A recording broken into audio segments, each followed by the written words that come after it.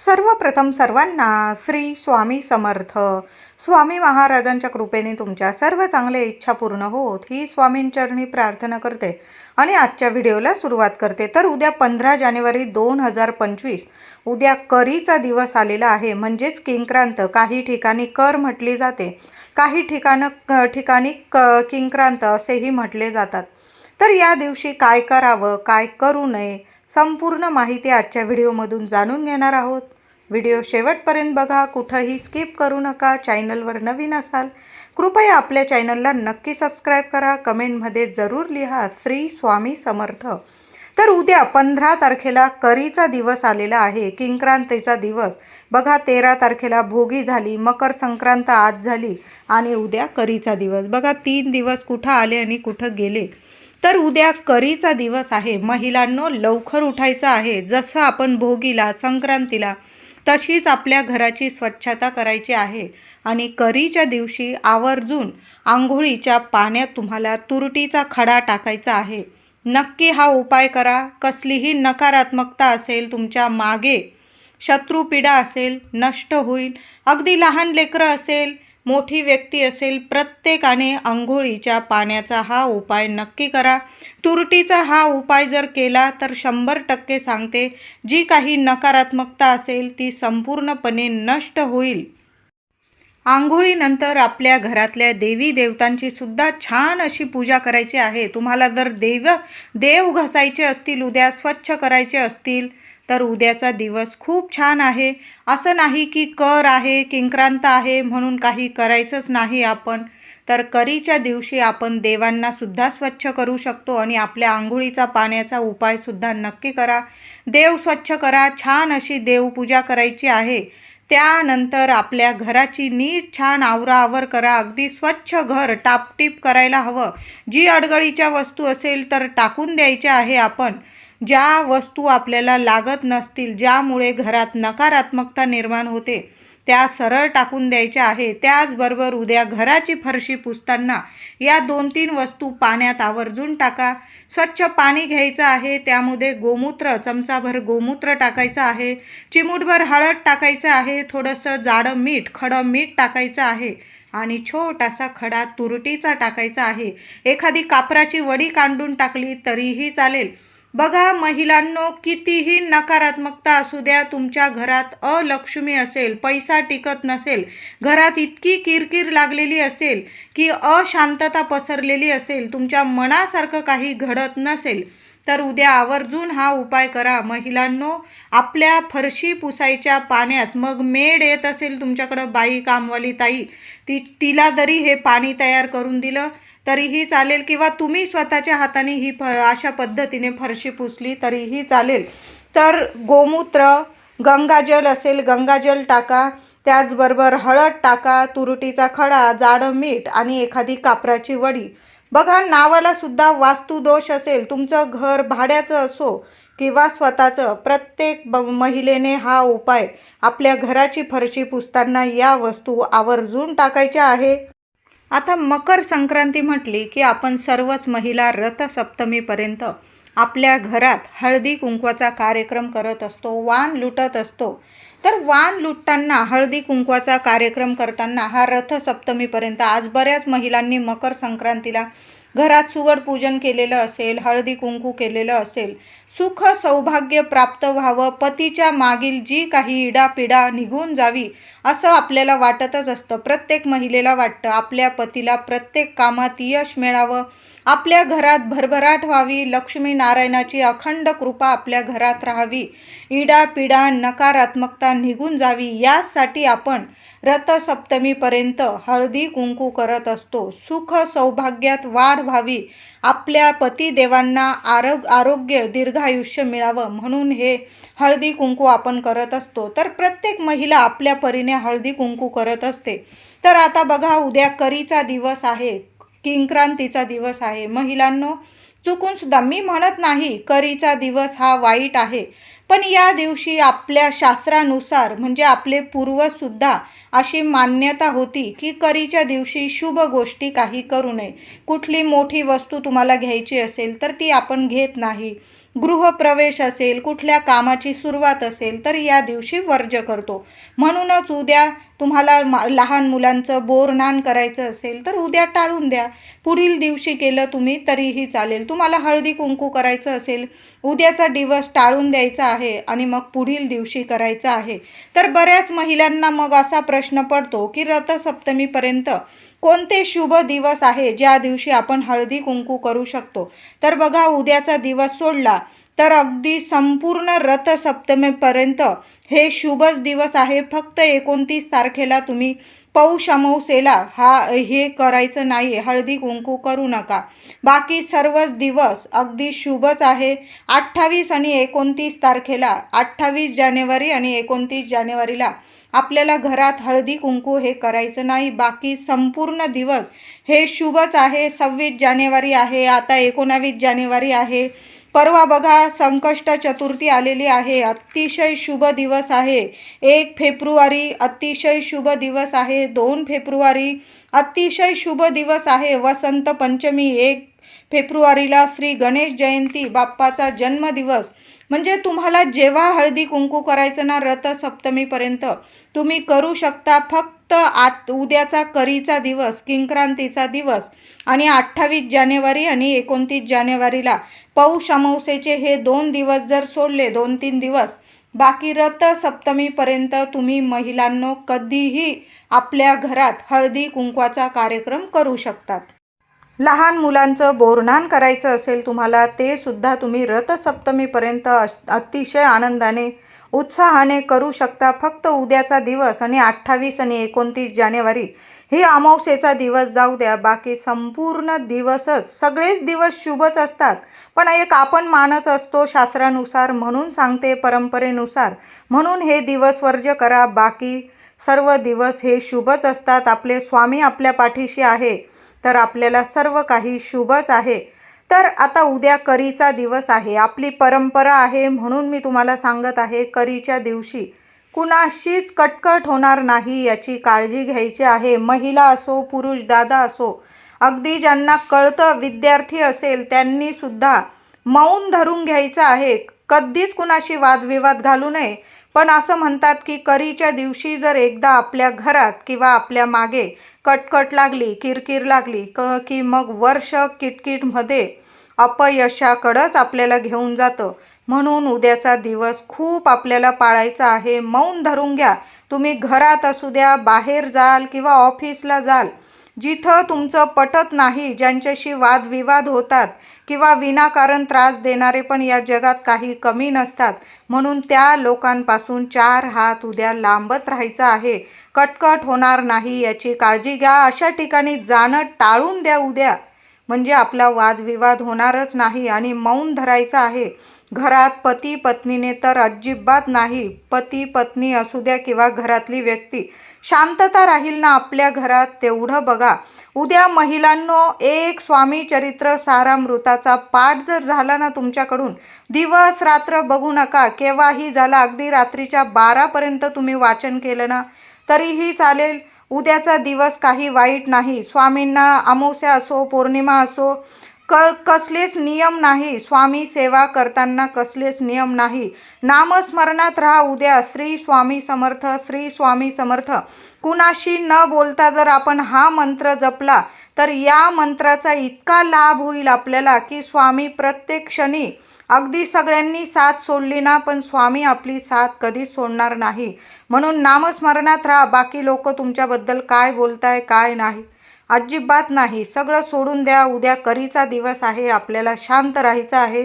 घरात असू द्या, बाहेर असू द्या, अगदी शांत राहा. कुणाशीच बोलणं वगैरे टाळून द्यायचं आहे. अगदी ज्यांना कळतं, विद्यार्थी वर्ग असेल त्यांनी सुद्धा या गोष्टी करू नका, पाळायच्या आहे. उद्या किंक्रांत आहे. बऱ्याच घरांमध्ये गोड धिरडे, तिखट धिरडे असा छान असा जेवणाचा बेत बनवला जातो. काही ठिकाणी मांसाहारसुद्धा केला जातो. म्हणजे आज गोडाधोडाचा दिवस म्हणजे मकर संक्रांत आणि करीचा दिवस किंक्रांत म्हणजे तिखट जेवण केलं जातं काही ठिकाणी. तर कृपया उद्या मांसाहार करू नका, कारण उद्या करीचा दिवस आहे. कुणाची हत्या म्हणजे आपल्याकडून कुठलं वाईट कर्म होणार नाही याची कृपया काळजी घ्यायची आहे सर्वांनी. तर उद्या मांसाहार, मद्यपान, कुणाला शिवीगाळ, कुणाला अपशब्द, कुणाचं मन दुखेल आपल्याकडून, अशा गोष्टी अजिबात करायच्या नाही आपल्याला. तुम्हाला जर वाटत असेल महिलांनो की घरात अशांतता आहे, वास्तुदोष आहे, तुमच्या घरात नकारात्मकता आहे, मुलांची चिडचिड होते, तुमची चिडचिड होते, शांतता नाही, तर उद्या एक उपाय सांगत आहे. घरातल्याच वस्तू वापरून तुम्ही हा उपाय करायचा आहे. मुलांवरून एक वस्तू, मुलं चिडचिड करू द्या किंवा नका करू द्या, तुमचे मुलं अभ्यास करू द्या किंवा नका करू द्या, तरी पण आईने प्रत्येक मुलावरून, आपल्या मुलांवरून एक गोष्ट उतरवून टाकायची आहे. तुम्ही सकाळी पण हा उपाय करू शकता किंवा संध्याकाळी अगदी रात्रीच्या 12पर्यंत तुम्ही हा उपाय करू शकता. 12च्या आतपर्यंत तुम्ही हा उपाय करू शकता. तर काय करायचं आहे तुम्हाला, फक्त मीठ आणि मोहरी मुलांवरून ओवाळून टाकायची आहे तुम्हाला. पिवळी मोहरी असेल तर तुम्ही पिवळी मोहरी घेतली चालेल, नसेल पिवळी मोहरी काळी मोहरी घेतली तरीही चालेल. तर काळी मोहरी घ्यायची आहे आणि जाडं खडं मीठ प्रत्येकाकडंच असतं. नसेल महिलांनो, किलोभर, किलो 2 किलो आपल्या घरात खडं मीठ आणून ठेवा. प्रत्येक गोष्टीला लक्ष्मी आहे आपल्या घरातली, ती कधीच संपू देऊ नका. जरी तुम्हाला वाटत असेल की आपल्या घरात आपण जे जेवणात मीठ वापरतो ते आहे, तरी पण खडं मीठ आपल्या घरात नक्की साठवून ठेवत जा. थोडं का होईना, एखादा किलो का होईना आपल्या घरात मीठ असणं खूप गरजेचं आहे. कारण आपल्या घरावरची, आपल्या लेकरा बाळांची दृष्टसुद्धा आपण याच खड्या मिठाने काढत असतो. म्हणून खडं मीठ नक्की आणून ठेवत जा. तर खडं मीठ घ्यायचं आहे आणि मोहरी घ्यायची आहे. मुलाला उभं करायचं आहे पूर्व पश्चिम 7 वेळा, डोक्यापासून पायापर्यंत आपल्या लेकरावरून ती मीठ मोहरी उतरवून घ्यायची आहे. आणि बाहेर कुठं जागा असेल टाकून द्या. नाही तुम्हाला कुठं जागा, तर काय करायचं, आपलं बेसिन आहे तिथं हात धुवून टाकायचा आहे. वाहत्या पाण्यात ते मीठ मोहरी टाकून द्यायचं आहे. डोक्यापासून पायापर्यंत मीठ आणि मोहरी उतरवून नक्की घ्या महिलांनो. मुलांची किरकिर असेल, एका क्षणात नक्की थांबेल. मुलं चिडचिड करत असतील, कटकट करत असतील, घरात तुमचं ऐकत नसतील, वाईट मार्गाला जाऊन त्यांचं वाईट नुकसान करून घेत असतील, अभ्यासात लक्ष लागत नसेल आणि तुमचं मनासारखं तुमच्या वागत नसतील मुलं, तर हा उपाय किंक्रांत आहे, कर आहे. मुलांवरची सर्व इडापिडा नक्कीच उतरून जाईल. तुम्हाला वाटत असेल नुसती मीठ आणि मोहरी काय करेल, पण खरंच चमत्कारिक बदल तुमच्या मुलांमध्ये नक्की दिसून येतील तुम्हाला. एक मुलगा असेल, एका मुलाची दृष्ट काढून टाका. 2 असतील, 3 असतील, 4 असतील, जेवढी तुम्हाला मुलं असतील, वेगवेगळ्या हातात आपण मीठ मोहरी घ्यायची. आईने उजव्या हातात आईने मीठ मोहरी घ्यायची आणि मुलांच्या डोक्यापासून पायापर्यंत 7 वेळा ओवाळून पाण्यात टाकून द्यायचे आहे किंवा घराबाहेर जागा असेल तिथं टाकून द्यायची आहे. त्याचबरोबर घरावरून सुद्धा महिलांनो, मुख्य दाराबाहेर तुम्हाला उभं राहायचं आहे. मीठ मोहरीच हातात घ्यायची आहे आणि आपल्या दरवाजावरून सुद्धा 7 वेळा ती मीठ मोहरी उतरवून घ्यायची आहे. स्वामींचं नामस्मरण करत राहा, मंत्र जपत राहा, श्री स्वामी समर्थ, किंवा तुम्हाला जे काही बोलायचं असेल, माझ्या घरावरील, माझ्या मुलाबाळांवरील इडापिडा टळून जाऊ दे, असं बोलून जरी तुम्ही घराबाहेर ती मीठ मोहरी फेकून दिली, टाकून दिली तरीही चालेल. किंवा तुमच्या घराबाहेर कुठं वाहतं पाणी असेल तिथं टाकून दिली तरीही चालेल. कृपया आपल्या घराची किंवा लेकरा बाळांची दृष्ट नजर काढल्यानंतर कुणाच्या पायाशी त्या वस्तू येणार नाही याची कृपया काळजी घ्या. कारण काही लोक नारळ फोडतात किंवा काही उतरवलेलं वगैरे इतर ठिकाणी टाकून देतात, 4 रस्त्यावर वगैरे. अशा ठिकाणी टाकू नका जिथं कुणाचा पाय पडेल. कारण आपली इडापिडा दुसऱ्यांना देऊन आपली नजर बाधा कधीच उतरत नसते. म्हणून एक तर वाहत्या पाण्यात टाकून द्यायचं आहे, आपल्या बेसिनमध्ये टाकून द्या आणि जेव्हा घराची नजर उतरवू एखाद्या कोपऱ्यात टाकून द्या किंवा डस्टबिनमध्ये टाकून दिलं तरीही चालेल. आता आज संक्रांत झाली महिलांनो, आजसुद्धा संध्याकाळी तुम्ही कापूर धूप केलेला असेल घरात. नसेल केलं आज तर उद्या किंक्रांतीचा दिवस आहे. आपल्या घरात कापराचा धूप अवश्य करा. देवांची आरती करायची असेल करून घ्या, नसेल करायची फक्त देवांना कापराने ओवाळून घेतलं तुम्ही तरीही चालेल. भीमसेन कापूर जाळायचा आहे, नसेल साधा कापूर जाळा. 3-4 चांगल्या वड्या घ्यायच्या आहे. मातीची पंती घ्या, मातीच्याच पंतीत कापूर जाळत जा. तर मातीची पंती घ्यायची आहे, मातीची नसेल एखादं तर उद्या संध्याकाळी आठवणीने महिलांनो नक्की कापूर धूप करायचा आहे. मातीची पंती घ्यायची, देवांसमोर हा आधी कापूर धूप करायचा. 2-4 कापराच्या वड्या एक एक करून जाळायची आहे. त्या कापरावर थोडीशी तीळ टाकायची आहे. पांढरी तीळ टाकली तरीही चालेल. बारीकसा खडा गुळाचा टाकायचा आहे आणि 3-4 थेंब तुम्हाला गाईच्या तुपाचे टाकायचे आहे.